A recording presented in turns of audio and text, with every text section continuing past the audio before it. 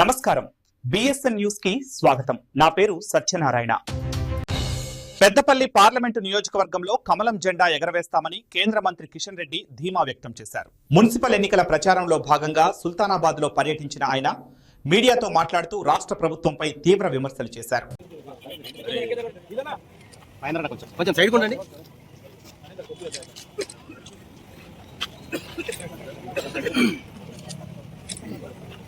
పక్క జరగదని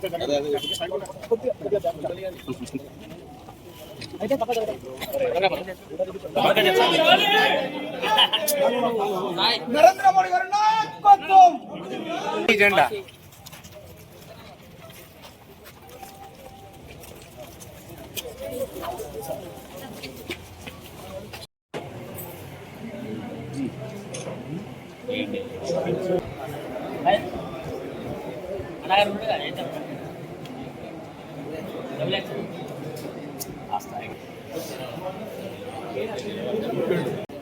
ఎల్లుండి జరగనున్నటువంటి తెలంగాణ మున్సిపల్ ఎన్నికల్లో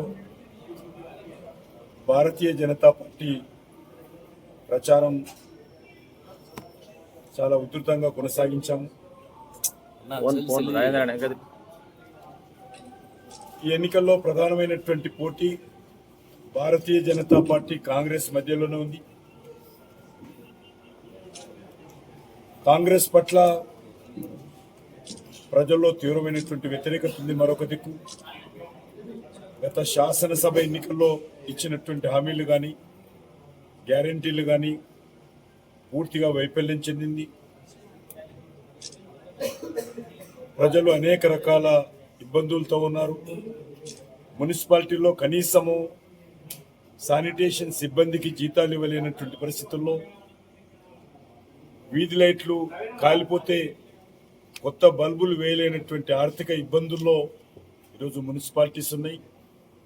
గతంలో 10 సంవత్సరాలు పరిపాలించినటువంటి బీఆర్ఎస్ పార్టీ కానీ, గత 2.5 సంవత్సరాలుగా పరిపాలిస్తున్నటువంటి కాంగ్రెస్ పార్టీ కానీ కనీసం మున్సిపాలిటీలకు చిల్లి గవ్వ కూడా ఇవ్వలేదు.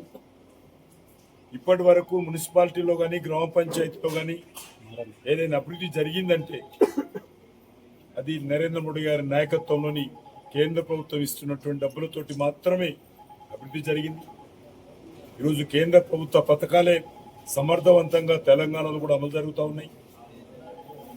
అవి పేద ప్రజలకు ఇచ్చేటువంటి బియ్యం కావచ్చు, గ్రామాలకు వేస్తున్నటువంటి రోడ్లు కావచ్చు, లేకపోతే హాస్పిటల్స్ మెయింటెనెన్స్ కావచ్చు, జాతీయ రహదారులు కావచ్చు, రైల్వే కార్యక్రమాలు కావచ్చు, ఏవి తీసుకున్నప్పటికీ కూడా రాష్ట్ర ప్రభుత్వం పూర్తిగా మీకు ఫ్రీ ఆర్టీసీ బస్ ఇచ్చాము అనేటువంటి ఒక కార్యక్రమమే తప్ప మరి ఒక్కటి కూడా ఈరోజు కాంగ్రెస్ పార్టీ తెలంగాణలో అమలు చేయలేదు.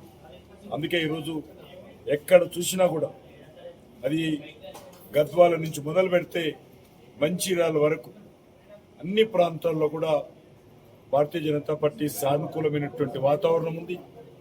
మరి ఈరోజు పెద్దపల్లి జిల్లాలో సుల్తానాబాద్ కానీ, లేక మరి మంతని కానీ, లేక పెద్దపల్లి కానీ, రామగుండం కానీ, మంచిర్యాల కానీ చాలా బాగా సానుకూలమైనటువంటి వాతావరణం ఉంది.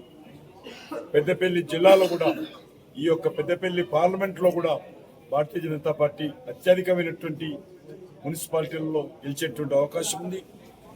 మున్సిపల్ కౌన్సిలర్ సీట్లు కానీ, లేకపోతే తెలంగాణలో కార్పొరేటర్ సీట్స్ కానీ, మేయర్ సీట్స్ కానీ ఎవరు ఊహించని విధంగా ఈరోజు తెలంగాణలో భారతీయ జనతా పార్టీ మరి జెండా ఎగరేబోతుందనే విషయాన్ని మరొకసారి మనం చేస్తాం.